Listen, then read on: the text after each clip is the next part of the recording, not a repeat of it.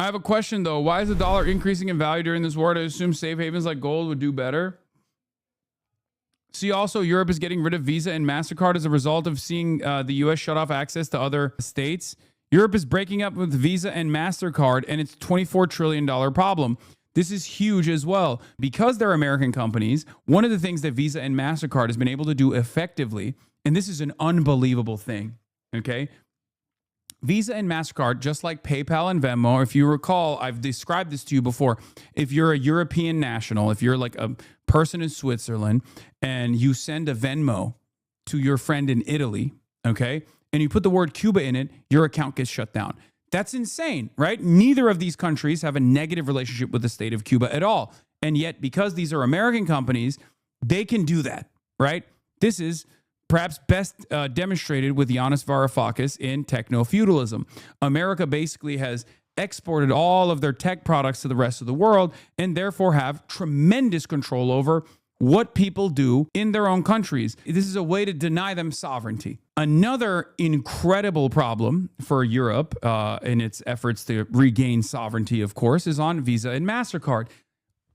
One of the things that Visa and MasterCard did in coordination with the American State Department, in coordination with the American government and the Treasury, was that they applied tremendous sanctions to ICC prosecutors and ICC judges. This was unfucking believable. The French International Criminal Court judge, Nicolas Guillot, was sanctioned by President Trump in August because of the court's warrant for Netanyahu, says he has been cut off from basic financial and digital services. I discovered that almost all payment methods in France today are American, Guillot said. The only cards we have in France are Visa and MasterCard. He can no longer use Amazon, Airbnb, Booking, or Expedia, and some UPS deliveries to his home have also been blocked. French officials say efforts to lift the sanctions have seen no U.S. response. If judges are afraid to judge, then we no longer have democracy, Guillot told France televisions. When America targets you because they want to defend Israel, they can literally destroy the International Criminal Court. You can't participate in fucking normal civilized society. It's unfucking believable. This is important. This kind of pressure is very important. Why is it very important? Because if Europe says no more Visa, no more MasterCard, okay, that's a fucking $1 trillion market for Visa and MasterCard. Visa and MasterCard now have two options. Either they abide by the sovereignty of the countries and their markets that they choose to be in, or they lose $24 trillion or $24 trillion worth of revenue that they can get transaction fees off of. Okay? There's a German journalist whose bank account and wife's been sanctioned for writing about, yes, Hüseyin Doğru. He's Turkish-German.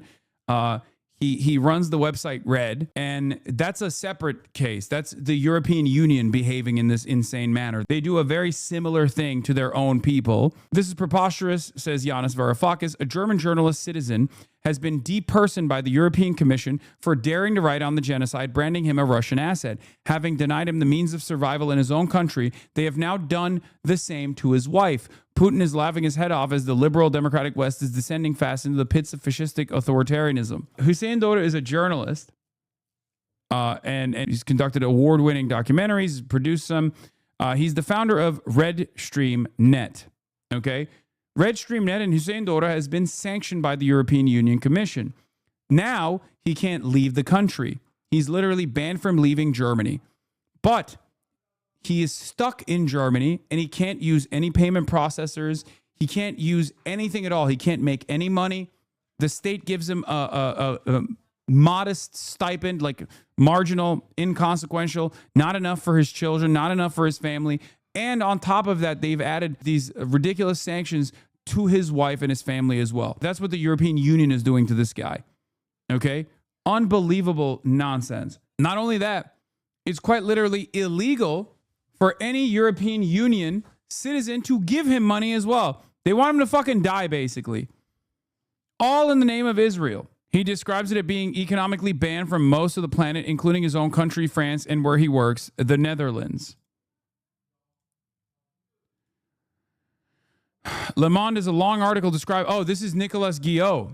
So America's doing this to Nicolas Guillot at the behest of Israel, and Germany and the European Union is doing it to their own citizens, again, at the behest of Israel. So, like, it's unfucking believable that the EU is doing it to their own citizens, while simultaneously America is doing it to, European Union member states and people as high profile as like French nationals who happen to sit as a judge on the International Criminal Court. Guillot's daily existence has been transformed into a Kafka-esque nightmare. He cannot open or maintain accounts with Google, Amazon, Apple, or any U.S. company, make hotel reservations. Expedia canceled his booking in France hours after he made it. Conduct online commerce. He can't know if the packaging is American. Use any major credit card, Visa, MasterCard, Amex, or all American. Access normal banking services, even with non-American banks, as banks worldwide close sanctions accounts.